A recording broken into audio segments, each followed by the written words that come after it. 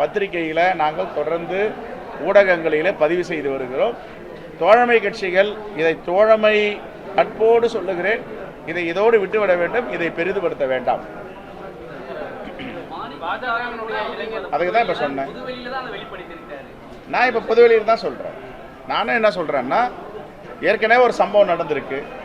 அதற்கு நாங்கள் பரிகாரம் தேடுவதற்கு பத்திரிகை வாயிலாக எங்களுடைய கண்டனத்தை பதிவு செய்திருக்கிறோம், புகார் அளித்திருக்கிறோம். நடவடிக்கை எடுப்பார்கள் என்று உறுதியாக நம்புகிறோம். இதை தோழமை கட்சிகள் பெரிதுபடுத்த வேண்டாம். இது யாருக்கும் நன்மை கிடையாது. இது சங்கடத்தை தான் மேலும் மேலும் ஏற்படுத்தும். ரைட்.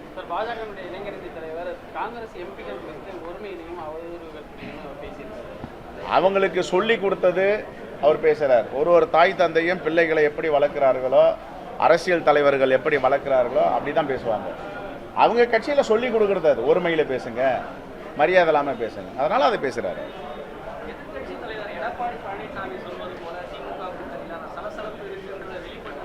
இல்லை, ஒரு சலசலப்பும் இல்லை. திராவிட முன்னேற்ற கழகத்தின் தலைமையில் இருக்கின்ற இந்தியா கூட்டணி சமுத்திரம் போன்றது, கடல் போன்றது. சில அலைகள் அடைக்கத்தான் செய்யும், அலைகள் ஓயாது, ஆனால் அடங்கிவிடும்.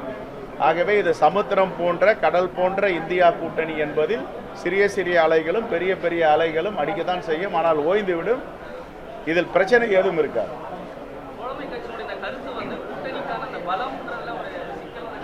ஒரு சிக்கலும் கிடையாது. பலமாக இருக்கும், வலிமையாக இருக்கு. ஜனநாயகம் என்பது இந்தியா கூட்டணியில் தான் இருக்கு. ஜனநாயகம் என்பது திமுக தலைமையிலான தமிழ்நாட்டில் இருக்கின்ற இந்தியா கூட்டணியில் வலிமையாக ஜனநாயகம் இருக்கு. ஜனநாயகம் என்னன்னா டைலாக்.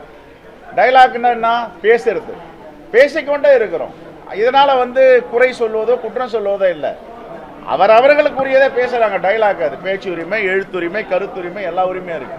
அந்த உரிமையின் அடிப்படையில் பேசுறாங்களே கண்டி கூட்டணியில எல்லளவும் எந்தவித பாதிப்பும் வராது. அதே போன்ற 4.5 ஆண்டுகளாக நடக்கின்ற ஆட்சி மீது ஒரு சிறிய கல் எறிந்தாலும் அதற்கு எதிர்வினை தோழமை கட்சிகள் ஆற்றும்.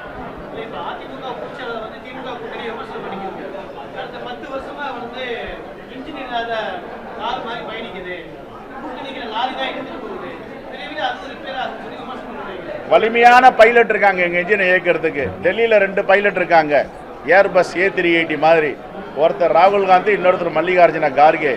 இங்க வலிமையான ஒரு பைலட் இருக்காரு, அவர் தான் MK ஸ்டாலின். 3 பேரை சிறப்பா தமிழ்நாட்டை இயக்கிட்டு இருக்காங்க. இதுல எந்தவித பிரச்சனையும் கிடையாது. அவருக்கு வெயிட் பண்ணி பாக்குறாரு, யாராவது வருவாங்களா, காத்துட்டே இருக்காரு கதவை திறந்து வச்சுட்டு. யாரும் போக மாட்டாங்க. அங்க அந்த விரக்தியின் விளிம்பில் அவர் இருக்கார்.